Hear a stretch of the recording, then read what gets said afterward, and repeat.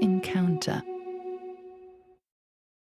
In the tranquil hamlet of White Orchard, the modest inn buzzed with the subdued conversations of its local guests. The fragrance of freshly brewed cider and the warmth from the wood stove filled the space. At one of the tables, an isolated figure sat, eyes keenly watching the door, as if anticipating a visitor from bygone days.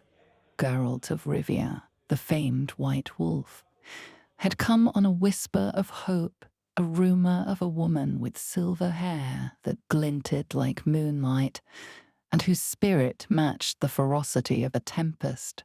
It was said her laughter could rival the merriment of the tavern itself, yet her past was veiled in mystery. As if summoned by his thoughts, she entered. The crowd parted for her, drawn to her vivacity, and the ethereal beauty that seemed out of place amidst the tavern's joy. Lyria, as she was known, moved with an ease that belied the void within her memory. Her eyes sparkled with mischief as she flirted playfully with the patrons. Her laughter, a melody that Geralt felt he had heard in another life. Lyria's gaze eventually found Geralt's, shifting through curiosity and bemusement, finally settling into a seductive challenge as she approached him. "Have we met?" she teased, her voice carrying over the din. "You look at me as though you've seen a ghost." Geralt responded. You might say that. You're the spitting image of someone I know, someone very important. "Important? Me? I assure you, sir, you are mistaken." Lyria laughed. "Lyria is my name." Her words stung Geralt with their casual dismissal. Lyria. He tested the name, finding it ill-suited to the figure before him. Cirilla is your true name. You are the daughter of Pavetta of Sintra. "Sir, are you sure you are right of mind?" she asked. "My life began right here, in White Orchard 2 winters ago." Lyria's laughter faded, replaced by irritation. As Lyria dismissed her storied lineage with a laugh, Geralt wondered, if only for a moment, how she reconciled the depth of her adult gaze with the brevity of her claimed existence. Geralt's stare hardened, his heart caught between hope and the fear of a cruel jest by fate. I've looked for you for 3 years. Thought I'd lost you to the frost. You don't remember, but I'm asking you.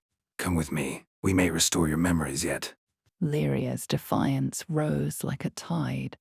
"You wish to drag me on a fool's errand based on a whim?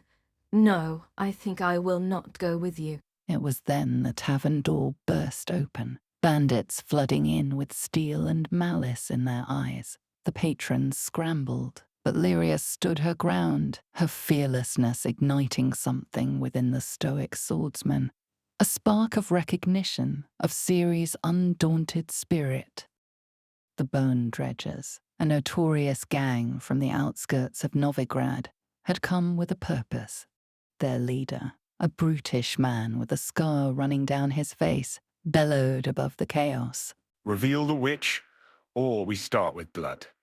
Choose quickly, lest your silence condemns another." With a swift, brutal motion, the bandits began their intimidation, striking the nearest villager. A collective gasp rose from the inn's patrons as the reality of the threat dawned on them, fear spreading like wildfire. From the midst of the terrified crowd, Lyria emerged, her voice cutting through the fear. "You bastards, stop this at once. Your quarrel is with me," she announced, stepping into the open with a glare that challenged the bandits directly. "Ah, the brave witch finally reveals herself," sneered the bandit leader, his gaze locking onto Lyria. "Seems we've flushed out our prey. Grab her!" Lyria stood her ground, her eyes alight with defiance. The tense moments as the bandits advanced. Geralt moved with lethal precision, his blade a silver flash in the dim light. You'll not lay a hand on her, he vowed, his voice a low promise of retribution. The bandits, taken aback by the sudden resistance, fought desperately, but were no match for the witch's skill. One by one, they fell, until only their leader remained, cornered and wounded. The fear in his eyes mirrored that of his victims moments before. Who sent you for her? Geralt demanded, his sword at the bandit leader's throat. The man spat blood, his defiance growing. A man paying good coin for a witch. You never mentioned a damn mutant. With a final motion, Geralt ended the bandit leader's life. His actions a grim necessity in the lawless times that had befallen the land. Shaken by the violence she had just witnessed, Lyria turned to the Witcher, her eyes searching his. And what now? We simply walk away from this. Not walk away. Geralt corrected gently. Move forward. There's someone, the Oracle of the Black Swamps, who might restore what you've lost. Your memories. The idea of regaining her past, a past she didn't know, left Lyria torn. Yet, the alternative was a life forever shadowed by uncertainty. And you believe this oracle can help me? She asked, skepticism lacing her voice. I do. Geralt affirmed, his confidence unwavering. I wouldn't suggest it if I had any doubt. Your past, your identity, it's out there. We just need to find it. After a moment of contemplation, the gravity of her situation sinking in, Lyria nodded. I'll go with you then. To the oracle. Their exchange was interrupted by the tavern keeper, who approached them with a mix of relief and trepidation. Thank you, sir. You've rid us of a great evil tonight. But please take your discussions elsewhere. We don't want any trouble here. Geralt nodded, understanding the woman's concern. We'll leave at dawn. He promised.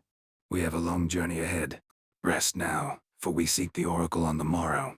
As the night waned, Geralt and Lyria found themselves at a crossroads, their fates intertwined by the events of the evening.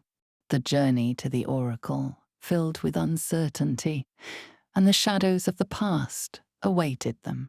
Yet, in that moment, standing amidst the aftermath of battle, they realized the path forward was one they would navigate together, bound by a quest for truth and the echoes of a spirit undaunted.